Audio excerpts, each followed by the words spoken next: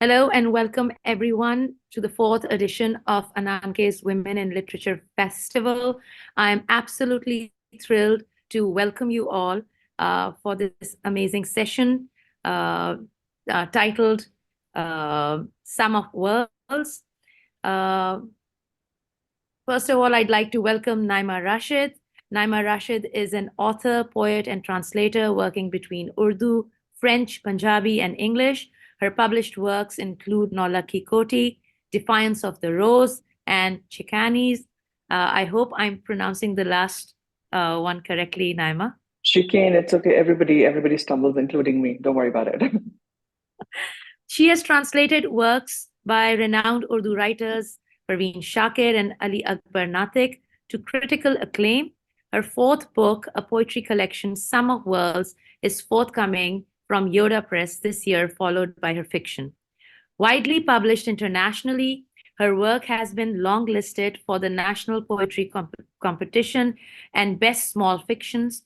She is a member of the UK-based translation collective Shadow Heroes, and her website is www.naimarashid.com, which is NAIMARASHID.com.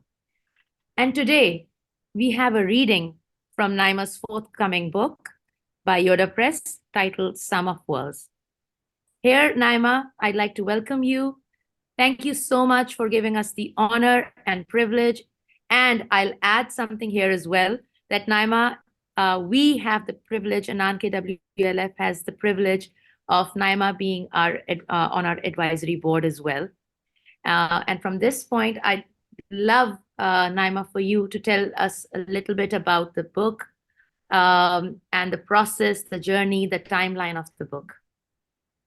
Thank you so much, Sabine. It's an honor and a pleasure to be a part of the conversations that Ananke dares to have, which are not something that mainstream festivals, take responsibility for. So it's always a delight to be a part of Ananke. Regarding this present work, so this would be my first poetry collection, and I don't know if all poets say this about their first collection, but this was largely a work of reckoning. It was like a long overdue conversation that I needed to have with myself.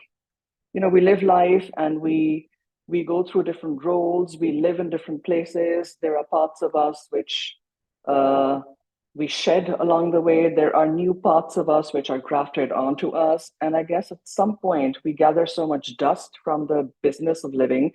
You just need to stop and pause and honor who you have become and who you are becoming in this process.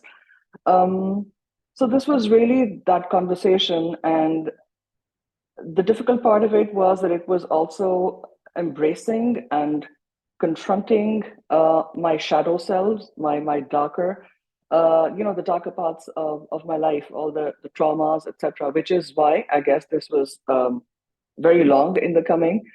You asked about the timeline, and the timeline was extremely irregular. So some of these poems were written 10 to 15 years ago. Some of these poems were written from so far back that I was another person. I mean, it took me a time to go back to those incidents and then edit the poems by reliving those incidents. So the timeline was quite irregular, but I was thinking about this collection because we're in the final phases of editing it before we put it out.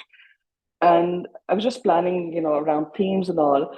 I feel this wasn't a luxury. This wasn't like me thinking, okay, I need to write poetry. This collection was an act of survival. I needed to write this and get it out of my system in order to stay sane. So this was essentially the collection that had to get out of my system to make way for other works. Um, we are, as I mentioned, we are in the final stages of publishing and editing. So the blurbs and the first advanced reviews have come in, and I was reading those, and it just struck me. I guess I registered when it was reflected back to me the amount of times the word angry and shocking featured in those, and I realized that yes, this was something I needed to get off my chest. So, yeah. That's so insightful to hear, because you there are times when you feel that there's so much pent up inside you, and that needs to, because then it, like you said, it paves way for your creative soul to flow Exactly. Yeah. easily. Exactly. If you don't get that, if you don't, have this reckoning session with yourself, your creative energies are choked inside. I think it has a bearing on the creative flow. And you need to be in this energy of calm. And so, I mean, we know that poetry is healing, writing is healing, but this was really another level because it wasn't just, healing through me sitting and writing. It was healing through me taking the decision to go back to all those painful incidents and write about it. And most importantly, share it with the world. I think it was a collection in which I really have no part because the poems wrote themselves and I needed to get them out of my system to survive. But the difficult part was the decision to share them with everyone. I'm a very private person, or at any rate, I used to be a very private person and an introvert. And many of these, I've not shared many of these things with even my closest friends. So I'm wondering how my relationship with all of them is going to change when the book is out.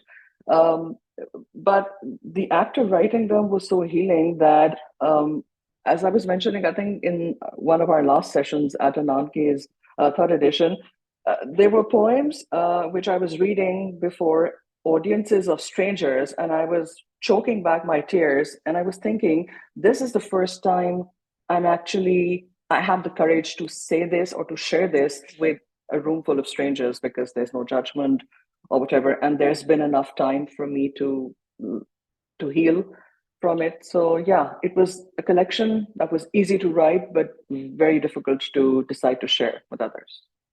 It's liberating, and I don't know if you'd agree with me, but I feel and that story always comes back to me, Franz Kafka's The Metamorphosis, and I feel Mm.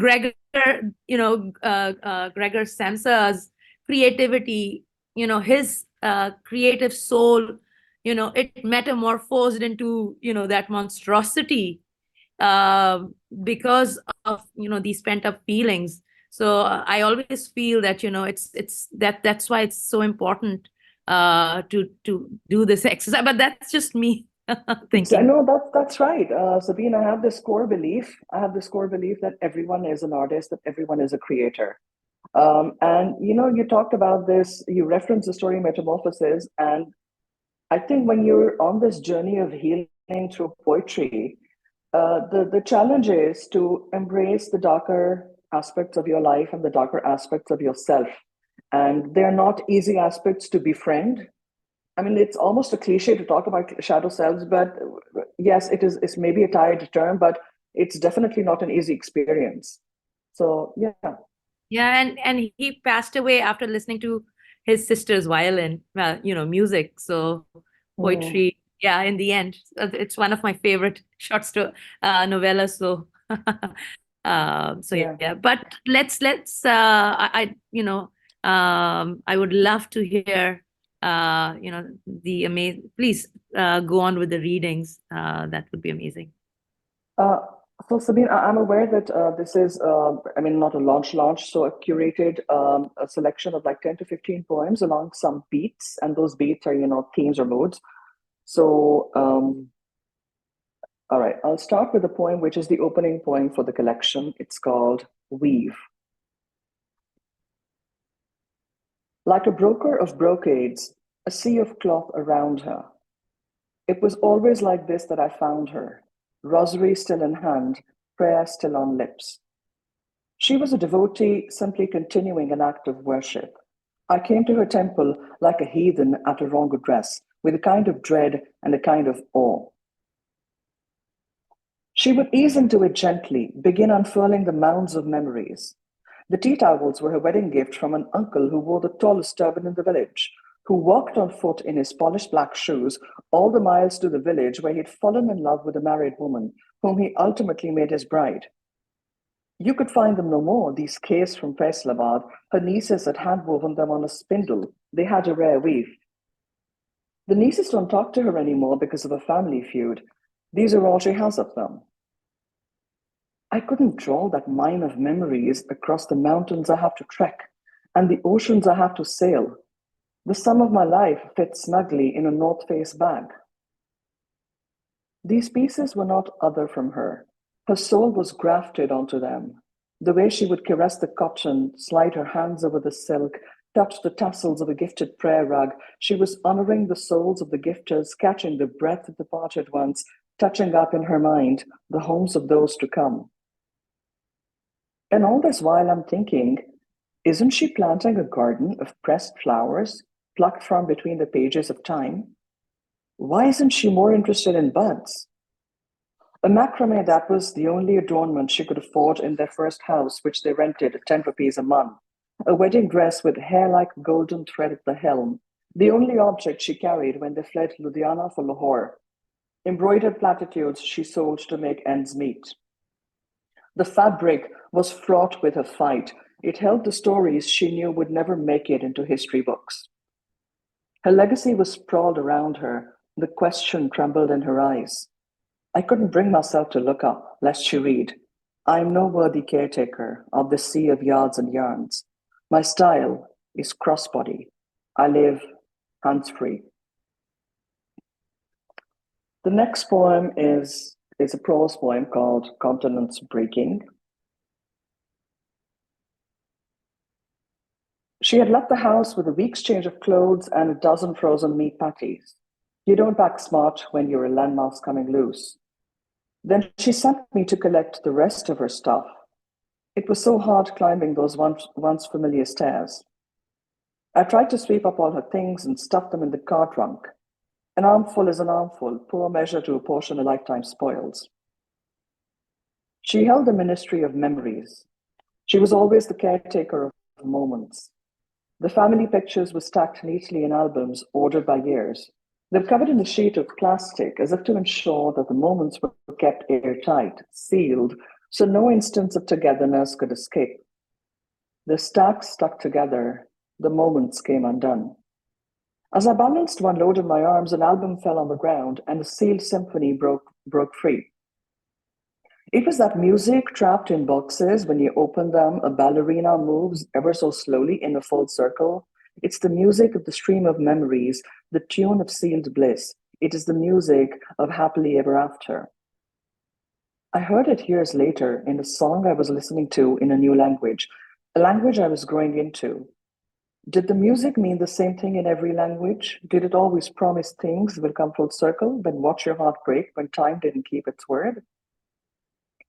Le temps est assassin et emporte avec lui le rire des enfants et les Mistral gagnants. Time is a grim reaper, it will steal the laughter of children and free childhood treats. The false music of eternity couldn't hold together the self that was coming undone. It gave a cadence to the free fall, brought a rhythm to the breach as you shatter on the inside. I shattered, but I shattered rhythmically. They were still together on that page, young and full of hope.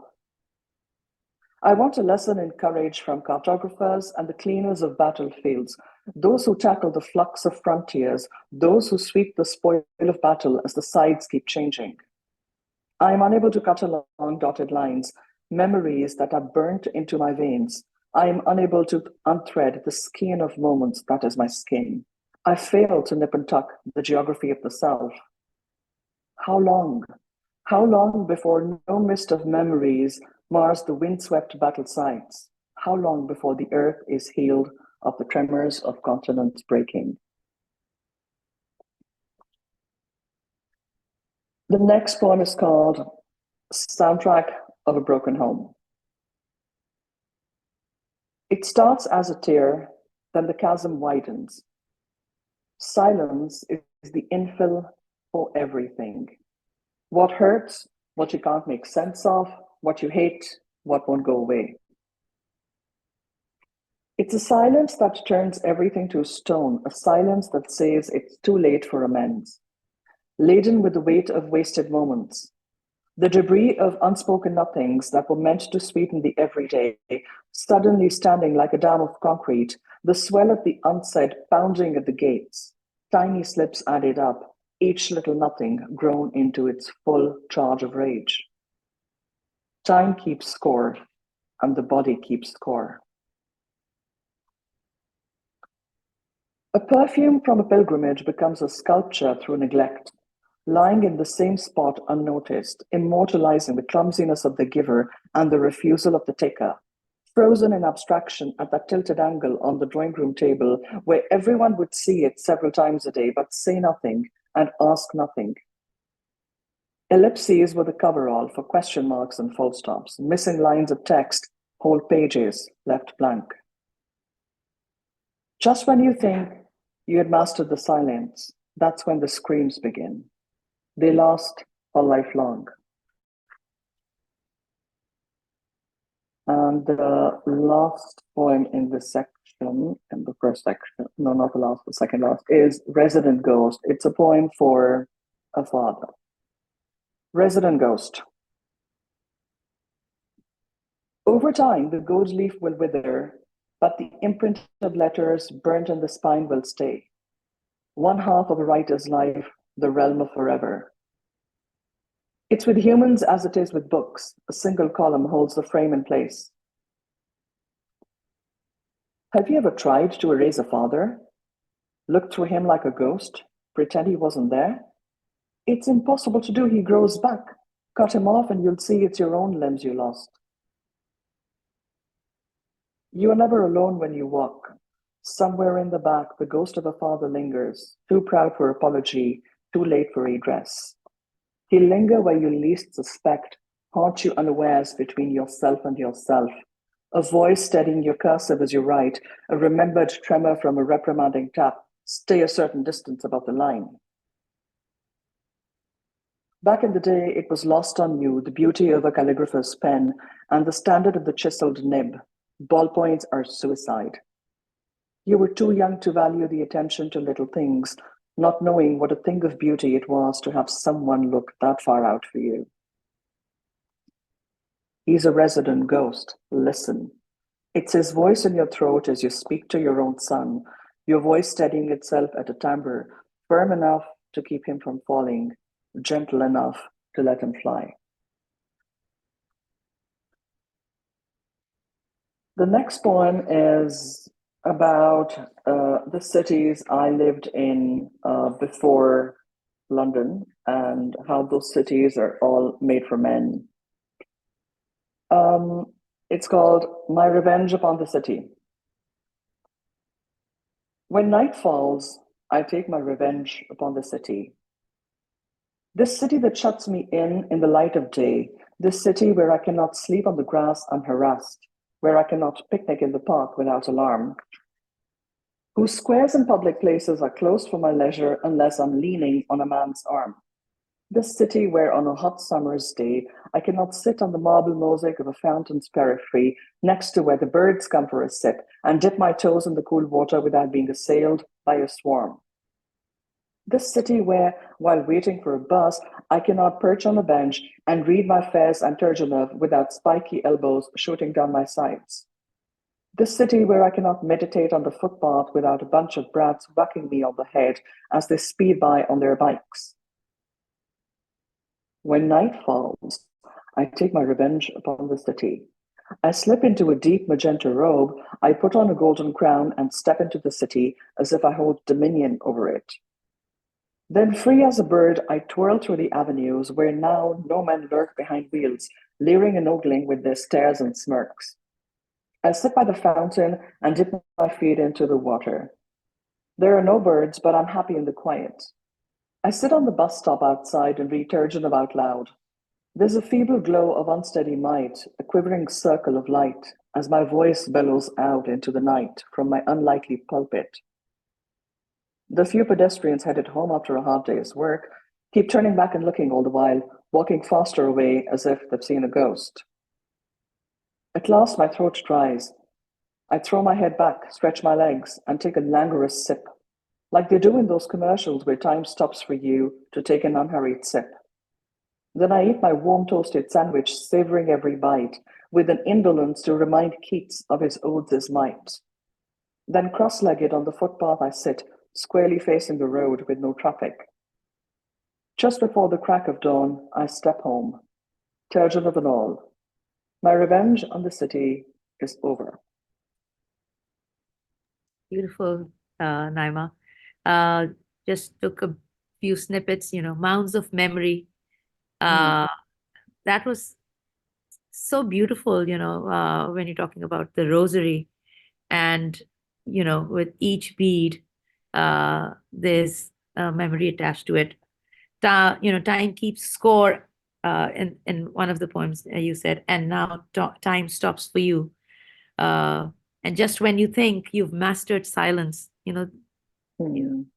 um, coming to this last poem, you're talking about night.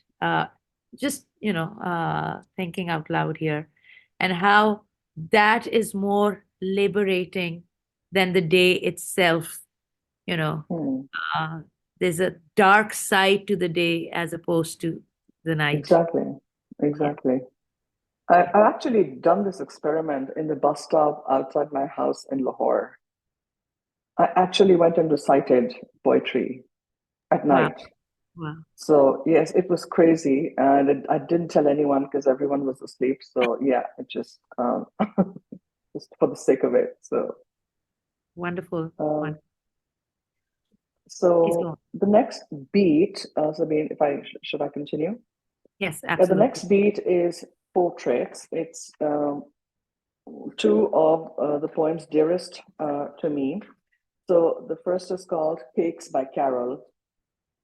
I would see, as an expat living in the Middle East, I would say that not just as an expat living in the Middle East, but I would say that many women after marriage, they would do baking or dress designing as a side hustle. And so this is about many of those women. I would see them baking as a side hustle, but I could just sense in their eyes that they wanted to do so much more, but this was all that the time was allowing them to do. So, Cakes by Carol. It brought a strange comfort. Somewhere in the folds of fondant, she felt she had stowed away dreams she had held on to for too long, dreams she was too tired to carry any further. She was happiest when the show was on, in worlds lit up briefly by candles, ending when the pantomime was put out by breath. What did it matter then? No matter the spectacle, it was spoof in the end, a farce made real, made larger than life by the dance of smoke. Smoke screen, sugar screen, smoke screen, sugar screen. She had dreamt of building towers of concrete like the models in her childhood room, and here she was, learning to balance layers of cake on stilts of sugar. A 21st century woman, she had thought, breadwinner, independent, all words reserved for men. Instead of big fat checks that made the world go round, she was dealing in sprinkles and chocolate chips. Instead of heading the boardroom, she was ushered as an excuse, a side act, like the clown, only sadder. They were the real deal. Mummies in Lululemon who placed the orders sliding seamlessly from treadmills to skyscrapers, suited up or stripped down at command. Daddies who came gliding in limousines and told her to keep the change, always in a hurry to leave the block. Her job? Making replicas from replicas, a painter copying the artifacts of maestros. She was playing in miniature what she had failed to play in real. Google the picture of a perfect life and build it in marzipan. Air bubbles have texture when treated right. Stiff peaks of egg whites. Could they hold a monument on their weight? A monument to abandoned dreams? A Madonna sculpted in dregs? She needed the sweetness to swallow the evening before the evening swallowed her whole. They were balm for her soul, the corners she shaved off the sponge, odd angles ousted by the recipe's decree. Those hours passed like thorns when the kids were asleep and the man still midway between work and home. Every day she deferred a meeting with herself. The time she caught her image in the hallway mirror, it was a ghost she saw. wrapped in a shroud of caster sugar, the dirty kitchen of Cakes with Carol.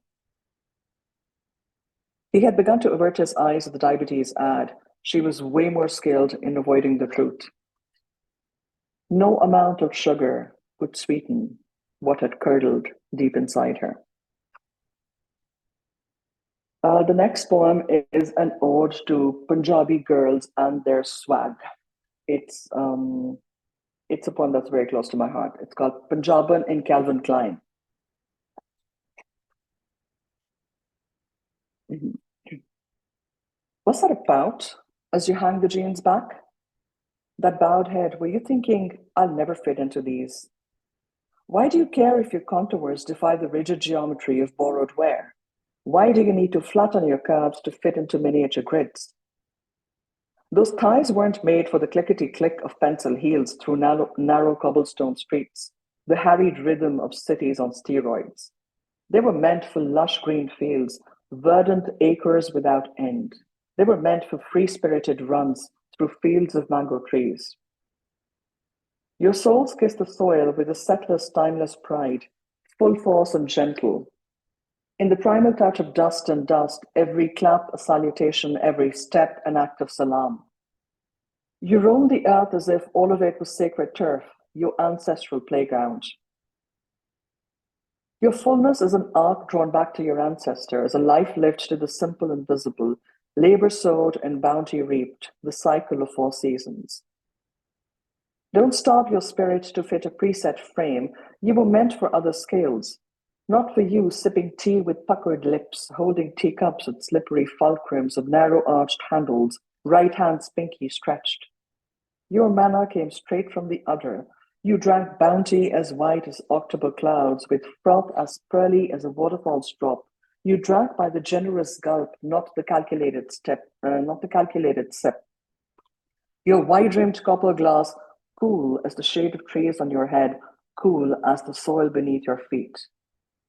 Not for you the prudish talk, webs of malice and urban deceit. Pure-hearted one, you only know how to say things as they are, the truth in your heart spilling straight from your mouth before your mind can know.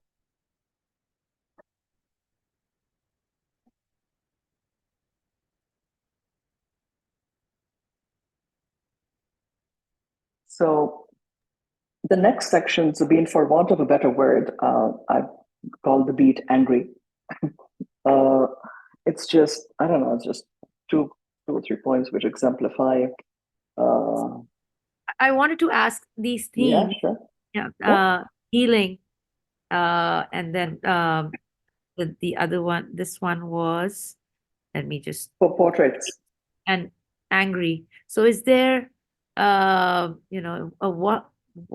were you envisioning when it comes to these themes? Yeah, so Sabine, these were just beats beats or themes along which we curated the actual selection. In the actual book, there are no sections or divisions, but these are just common threads that run through the poems. And for the purpose of today's session, I thought it would just make sense as an introduction to the book to single out certain themes and read according to that. That was, yeah. And listening to the poem Cakes by Cakes by Carol. Carol, yeah. So, it really resonates. I think resonates with all of us. We sometimes turn into these Stepford wives, right? And we have these saccharine layers. Uh, Exactly. We're wrapped up in that, and the more sugary we are, from Oh, yeah. inside, the sugar has that, when it's, it's saccharine. I'm a sugar lover, so when it's saccharine, it turns bitter as well. Absolutely. And Sabine, we live in a culture that is so sugar coated. Yes. It has such an aversion to saying things as they are and meaning what you say and saying what you mean, that particularly in the case of women, I think the cultural and social pressure on women to always be sweet and nice and to always make do with whatever is given to them, to make the best of whatever situation. I mean, I'm just saying that sometimes there can be a lot of pressure behind putting on that sweet act, and sometimes a lot of these women who were baking, they were brilliant at it, but um, you spoke to them and you sensed that they wanted to, and they want to do so much more, and this was just like a miniature version of what they were genuinely capable of doing. Yeah. True, absolutely true. Please go on. So this is called A Cauldron Full of Soul. This is an anti-ode to all the teacups. You will know when I read the poem. Cauldron full of soul. Should I get up to make your tea, you say, because you won't inconvenience yourself? Lift the velvety tea cozy, pour the tea from the slender porcelain pot while holding the lid from falling at the knob, then fill up every cup with the golden brew, pass it through the strainer's filigree, lift the sugar cubes with Thumbelina tongs, plop a dainty brick or two in every cup, then throw in a splash of milk, smoking hot, watch it trickle, stop when the color is just right, and someone's hand or someone's word clips my act as if I didn't know better. Stir the cup with a tiny silver spoon, recuperated relic from a doll's house or Mad Hatter's party that Alice missed, then hand out every cup in the midst of oohs and ahs while everyone applauds the victory of the perfect, most perfect, perfectest cup of tea. Could everyone just get up and serve themselves? So while you fret over your kettles and your teacups, I've got a cauldron full of soul simmering. Do you mind? On a complete mood change from this one, the next poem is Dali-esque. This was written during my time in Saudi Arabia. It comes with a trigger warning for rape and violence. If somebody in the audience, if that makes somebody in the audience uncomfortable, you might want to leave for 2-3 minutes and come back to the session. So I'll start with a quick prose introduction, Sabine, just to put the poem in context, and then I'll launch into the poem. Scrolling through the news, the image strikes you as a painting by Dali, a strangely abstract thing among the strangely concrete. A black blob splayed on the curb, like Play-Doh melting in the sun. Between her abaya and the road, her flesh had such little mass, such little weight of being. She could be rags swept up by the wind. She had shunned the advances of a prince who stalked her in a shopping mall.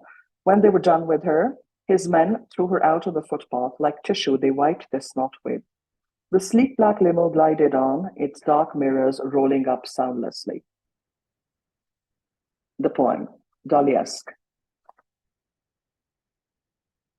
You are addicted to the thrill of conquest, the rush of adrenaline, the pulse, the heat, the rage. When you knock an opponent down, pin him to the ground, hold up your victor's fist, command the crowd. Some ancient instinct from beyond the portals of consciousness, memory, and grasp, unfathomable, nebulous like the origin of the world, like the presence of God, like the sting of conscience.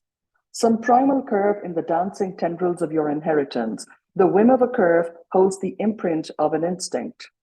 A tendril dictates the charge of your blood, tells you must win, tells you no one dare stand up to you.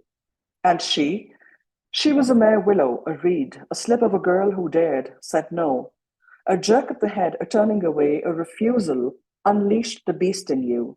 You broke, like the waters of a dam, the cords, the bindings of humanity, the unsigned pact of our simple understandings. You had to have her, you had to taste her body, devour her flesh, chew her guts like chowder, masticate her marrow, crush her jugular, like an animal you had hunted, see her dignity bleed through her eyes. She was so whole, you had to smash her like a teacup, so every chip, every shard, every icicle of porcelain would calcify your victory.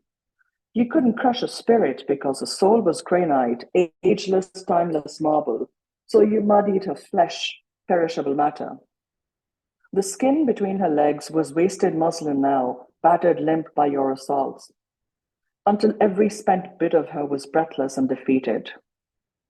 A broken mirror multiplies the experience of joy or grief. It echoes the same truth back to you in a million shades, in a million ways. It hurts back the memory of a single hurt. In so many ways, it feels like a million wounds hurting. When you had seen enough proof of your victory, when every shrapnel of her soul had testified, when every ravished fiber had ceded to you, when your ego was stoked enough for a kill, when the dance of the helix had stilled, you rolled her up like a bundle, disposable rag, and spat her on the curb, splayed, lonely, lonely pancake, fungus crusted, two-stepped, Dali-esque.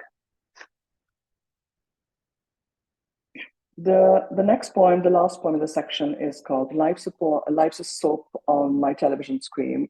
It was written several years ago when I used to watch Geo, as in wherever I was in the world, and watch these violent images of Pakistan, and the upset there, the political upset and unrest there.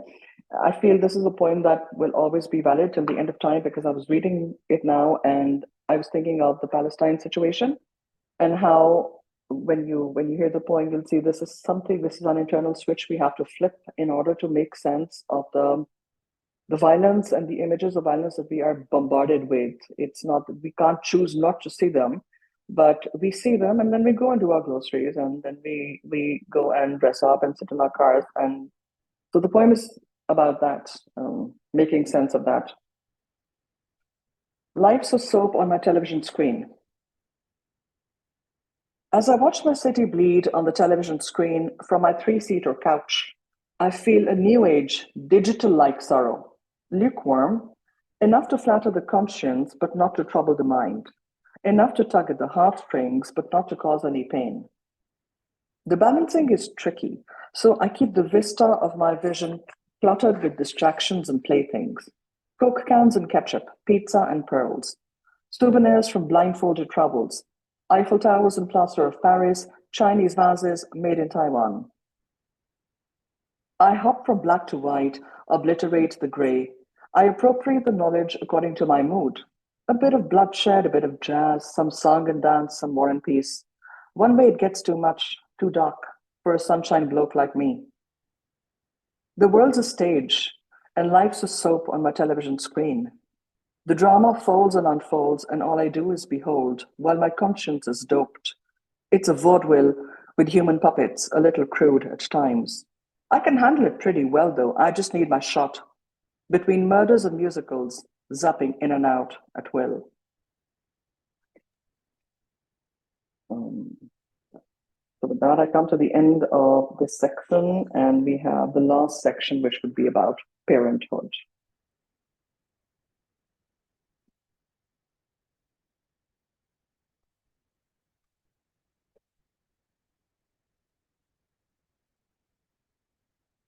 The first point here is plasma. It's once again about maybe one of the most difficult phases we all have to go through. Our parents' old age. Plasma. Sundown is litmus. The cruelest are to bear. The silence can get too loud. The TV will drown the silence. The way light fell on it in that lounge like a cavern, it was always our own silhouettes we saw in the backdrop of talk shows and dramas. Our shrinking frames were drowning in that large, looming house.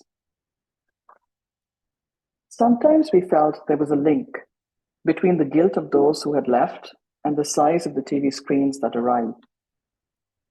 Fragile, they said. Handle with care. The next poem is First Bike, an experience that probably all mothers, all parents can relate to.